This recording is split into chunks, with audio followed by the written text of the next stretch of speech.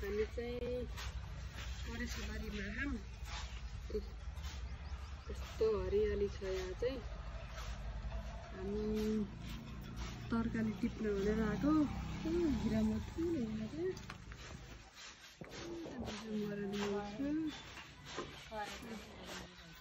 त्यहाँ हुनुहुन्छ। पशुको मन्टा पनि नहुन्टाउने। यहाँ फेरि फुलहरू छन्।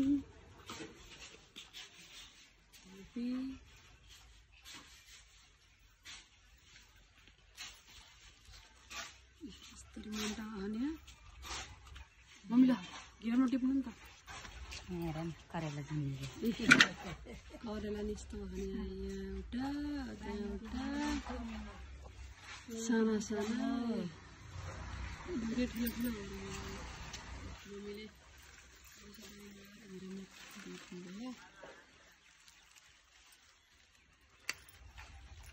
ठुलो गरेछ नि आफ्नै घर फलेको। टिप्नु फुल त टन्नै खिलेछन्।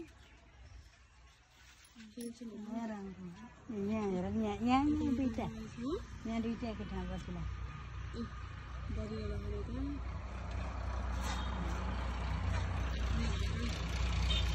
टिपेर खाना नै छुट्टै रमाइलो हो नि।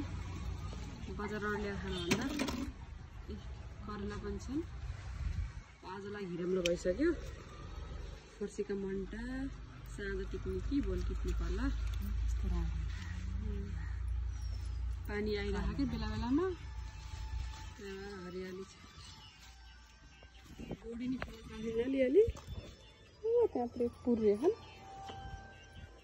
ल हाम्रो परेसबारी यस्तो छ है।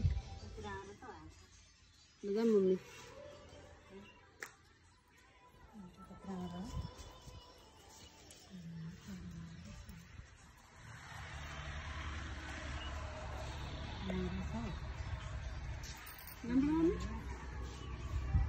खुसी हुनुहुन्छ तरकारी फलेर। ल हामीले भिडियो एन्ड गऱ्यौँ है त।